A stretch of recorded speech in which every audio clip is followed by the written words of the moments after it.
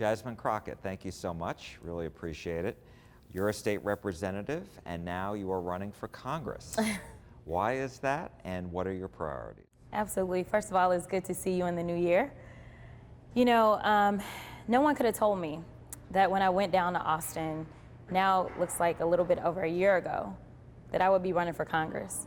It's just not what my plan was. But what I've always decided is that I would step up when there was a need. And so I fully anticipated that our Congresswoman would serve out at least one more term, if not more than one term, in Congress. But when she called me and said, I think it's time for me to retire, and you're the one that I believe should take my seat, I really was kind of caught off guard. I didn't anticipate that. If anyone knows anything about the Congresswoman, they know that she had been talking about retirement for quite some time. And in my mind, I'm thinking, I just got to Austin and I had to beat 5 people to get here. I don't know about this. It's a huge responsibility. You know, the congressional seat is over 4 times as large as my House seat. And I was just starting to get into the rhythm of doing constituent services and things like that. And then there was someone that talked to me and said, in fact, a former ambassador in the Clinton administration, he said, Jasmine, what you have to realize is that if you are really going to make change, it's not going to be in the Texas House. He said, you did a great job playing defense, but you have a chance to play offense. At least you know on the federal level that the management, so to speak, changes. It's not just always one party that has everything. And he said, if you really want to make real change, you really need to consider it. And I thought about that along with all the other people that said, if the Congresswoman retires, you're the person that's been the face of voting rights in Texas. You're the person that said, we've got to take this fight to DC.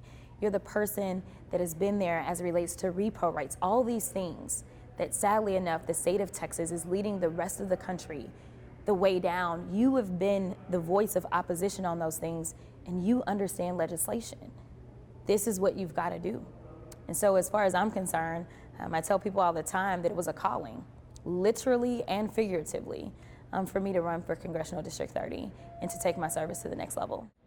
So how long did it take for you to make this decision once you got the call from Congresswoman Johnson and others to decide, okay, I'm doing this? Yeah, so this is a combo question. So people started talking to me when we were in DC. And they were talking to other colleagues of mine as well, senior members, and they would say, hey, you should look at running for Congress. And I was like, nope, I have a Congresswoman. And they were like, no, your Congresswoman is going to retire. And I was like, you guys don't know my Congresswoman. They're like, no, she said it. And I was like, she said it before. Don't worry, I don't think this is going to happen.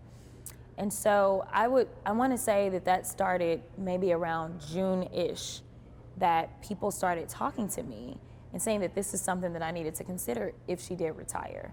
And I thought, nope, probably about the time we were back in session, I was dealing with the Congresswoman in redistricting. And we had a lot of conversations about redistricting specifically. She would veer off, she would give me historical context for certain things. She would tell me about what the process used to look like, and we would have all these different conversations. And she would tell me that people were calling her and asking her if she was going to retire and that people were courting her. But she would just kind of generally mention it. That would be that. Well, by the time that we started having some of those conversations, I had convinced myself that, yes, if she retires, I will consider it, but only if she retires. What most people don't know is that as a practicing lawyer for the last 16 years, on the federal level, you're not even allowed to practice law. And so I actually have to give up my livelihood. So it's bigger than a sacrifice of just my time. I have to give up my livelihood to serve the people of District 30. And so, thinking through all of that, understanding that, as a 40-year-old woman who's never married and doesn't have children, I may be sacrificing all of that because I don't believe in signing up for a job and not giving it my all. And this job requires me to go back and forth between Dallas and DC. It was a lot for me to go back and forth between Dallas and Austin. So it did take a lot for me to kind of get there, but by the time we were having these conversations and we were working through some of these things, we finally got to the day that the congressional map passed. And I had been working really hard on the amendment that I come up with after having conversations with the Congresswoman about the projects that she was working on and the things that really just kind of made sense for District 30. And most people don't know that she would stream the floor and she would stream committee hearings no matter where she was. And so she called me after the amendment failed and she said, "I'm proud of you. You did good work." And so I was on the floor when we talked about that. And then I told her, "I'll call you when I get home," because we were trying to get through some other things. And I called her and she said, "It's time for me to retire and I think you're the one to replace me." And then she just kept talking. I don't remember what she was, but she just kept rolling. And about 3 days later, I texted her and I said, "Do we need to talk about Congressional District 30? And then our schedules were just so bad between me traveling to Austin and her traveling to DC. And it wasn't until the day before she made her announcement on that Friday, she texted me and she said, "Did you file for re-election yet?" And I said, "No." And she said, "Good." She said, "I just landed. I'll be home in about an hour." Well, I had a gala to attend, and another candidate that's running for judge said, "I'm so excited." And I was like, "Great." And she goes, "No, I'm excited because I know your secret." And I was like, "I don't know what secret you know." And she said, "Well, it's my understanding that tomorrow the Congresswoman will announce her retirement and that she's endorsing you." And I was like, "Whoa, wait a minute." I was like, "Where did you get that from?" And she was like, "Well, I hear that Cori Bush said it." And I was like, "What?" And so I stepped away from the gala to go ahead and make the call to the Congresswoman. And I said, "There's a candidate that is of the impression that you are going to retire tomorrow and announce that you're endorsing me." And she said, "Well, I did have a conversation with Cori Bush, and Cori asked me if I had anyone in mind if I did decide to announce my retirement." And she said, "Yes, and I'm sure you probably know her because she's from St. Louis as well." And she said, her name is Jasmine Crockett. And so Congresswoman Bush was like, "Oh, I absolutely know her." And so they talked and she said, "Okay," but most people don't realize they have a pretty close relationship, being that Cori Bush is a nurse. And so Cori, basically, I would characterize it as they have a mentorship type relationship because the Congresswoman obviously has a nursing background as well. And so they're very friendly. And so they had that conversation. And I said, I think your retirement should be about you. I said, I'll let you know when I get myself together, but I do believe retirement should be about you. And so she announced her retirement and she said, "Well, I'll just go ahead and let people know that I am going to endorse and give some characteristics of what that endorsement looks like, but I won't go any further." And I said, "Okay." That all said, you got her endorsement, but you still have 8 other challengers in the Democratic primary. Absolutely. So how do you convince voters in your district, in that district, that you are the best candidate for the job? Absolutely. What most people don't understand is that her endorsement kept probably some of the most formidable people from getting in. There were other sitting elected officials that were seriously considering it. And I think that her endorsement may have moved them to a different place. And so that's what that endorsement did. But when I talk to people, I tell them that I'm running on my record. I was the girl that didn't have endorsements last time that I ran. All the big endorsements were against me. What I did have was the people, though. And I've always shared a message of putting the people first. There is no one else in this record that I believe in this race that has a record that looks like mine. I've been named Freshman of the Year by at least 3 different organizations.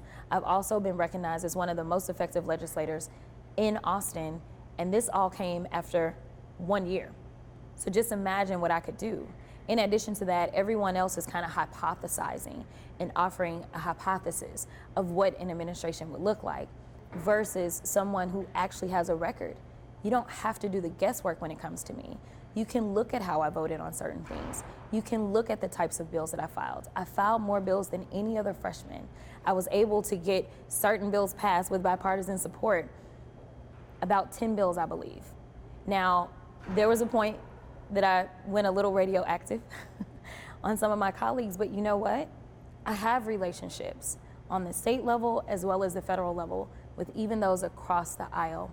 One of the best things that we were able to do is ensure that Fair Park, which is in South Dallas, which is in HD 100, which is in CD 30, would get probably about $50 million. Angie Chin Button had to carry that bill for me, and I appreciate her for that. Fair Park has nothing to do with Angie's area, but we could see kind of what was going on. Freshmen are to be seen and not heard, is what we were told when I came in. But unfortunately, I couldn't afford to sit on my hands. My district elected me. I was duly elected like everyone else. And so I had to be able to represent for them. And that's exactly what I did. And so I think the idea of trusting that someone will perform a certain way versus doing the analysis of how someone has performed, I think that's really what makes the biggest difference in this race. How concerned are you that there's going to be a runoff? Pretty concerned. I mean, there are 9 people. It is not the most likely thing to avoid a runoff, but that doesn't mean that I'm not gunning for it. Our polling suggests that we can, but right now our primary is so early that there's so many people that still don't realize that we're voting, and that if we are voting, they don't realize that the Congresswoman has actually announced her retirement. She has said this on local news, national news, it's been in the print, but people don't understand how long it really takes for information to get across. And we're talking about a district that's 766,000 people. And so right now we're making a really big push to get information into people in any way that we can so that they understand that she's out and let me introduce you to who I am. Because her district doesn't necessarily match up exactly with HD 100. And so there's a lot of new people that I've got to get to, and we start voting in less than 3 weeks. So let me ask you, if you are to be elected, how would you align yourself in Congress? Because, you know, we see there's a progressive wing in the House Democrats, and there's also more moderate Democrats. Do you see yourself aligning with any of them in particular? So yeah, so it's interesting that you say that. The Congresswoman is a member of the Congressional Progressive Caucus and has been for a very long time. I fully anticipate that I would become a member of that caucus. What people don't understand is that saying you're a progressive in Texas doesn't necessarily look the same as being a progressive in other states. There are certain policies that I push for that make sense for my district. And so I think so long as I keep my district first, then that's all that matters. The reality is that this is probably the most African American densely populated congressional district in the country, or at least one of them. It's definitely the most densely African American populated district in the state of Texas. And as the child of a preacher, I understand my constituency, and I know that my constituents are older African American for the most part. Obviously, we're a diverse district, and they tend to skew a little bit on the more conservative side. I get that, and I plan to serve them and serve them well. That's really the same as my current House district. What happens is, in my opinion, is that they want me to take care of the bread and butter issues. They want me to figure out how to help us recover from this economic disaster that's been caused by the pandemic. They want me to make sure that we're getting jobs going. That helps with crime in our areas. The more jobs people have, the lower crime tends to be. Also, when it comes to my seniors, they want someone that understands that while inflation is through the roof, they're not increasing those payments on Social Security. They want somebody that understands that and will advocate for that. My retired folk, they want to make sure that they're getting more money. They want to make sure that their premiums on their Medicaid and Medicare aren't exceeding what they have coming in. Those are the types of things that are the bread and butter issues that they want me to focus on. But if I get out there and I fight for equity because that's who I am, that's who I've always been as a civil rights lawyer, they're not mad at me because I'm saying, listen, I've got to fight for equity for everyone. It can't just be for black folk. It's got to be for brown folk. It's got to be for LGBTQ. Now, would they necessarily vote me in that way? Maybe not. But those are more progressive issues. And to be perfectly honest, if people really know the history of EBJ, 50 years ago in the 70s, she was fighting for things such as LGBTQ issues. And maybe that doesn't perfectly align with some of the churches, which we have plenty of. But they understand, take care of the bread and butter. We're not really stressed about anything else. And I think that that's where I'll be able to excel.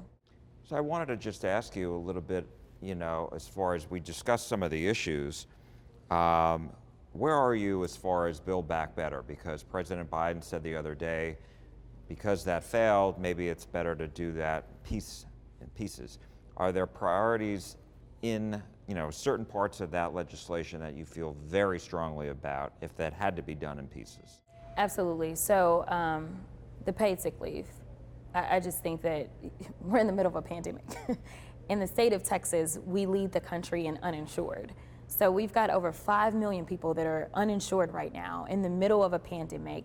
And then when they go to work, many times our frontline workers, those in the grocery stores, those that are working in our restaurants, they are right there on the front lines of this pandemic, and they don't have health insurance coverage.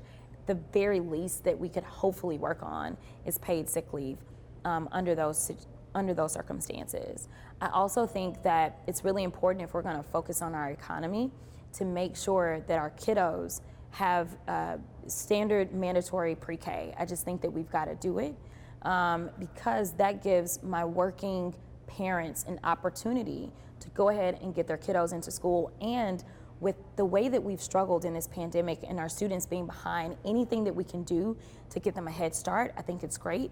Anything that we can do to make sure that that parent that really wants to go to work but may have 2 or 3 children, and therefore she can't afford or he can't afford to pay the bill for childcare, I want them to go to work. They want to go to work. And we want to make sure that the kiddos don't necessarily have to be dropped off with their grandparents. We want to make sure that they are actually learning and being enriched. I think that betters all of us. So those are probably the 2 major points that I'd have to push for specifically for District 30. Jasmine Crockett, thank you so much for joining us. We really appreciate it. Thank you.